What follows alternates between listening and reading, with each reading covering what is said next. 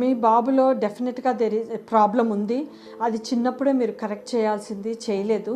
Probably బాబుకి చిన్నప్పుడు ADHD గానీ, హైపర్ కైనెటిక్ అనే ప్రాబ్లమ్ కానీ వచ్చుంటుంది. మీరు సైకియాట్రిస్ట్ దగ్గరికెళ్ళి ట్రీట్ చేపిస్తే బెటర్. అయితే డీటెయిల్డ్‌గా అసెస్మెంట్ చేసి వాళ్ళు డయాగ్నోసిస్ ఇచ్చి ట్రీట్మెంట్ చెప్తారు.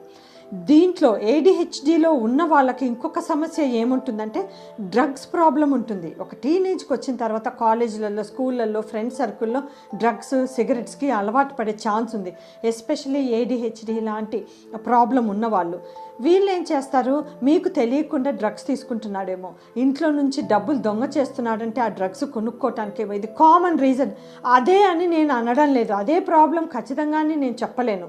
పాసిబిలిటీ ఇట్లా అయి ఉంటుంది. మోస్ట్ ఆఫ్ ద కిడ్స్ ఇలా ప్రాబ్లం ఉన్న వాళ్ళు అలా చేస్తున్నారు. సో అది కూడా ఉందేమో.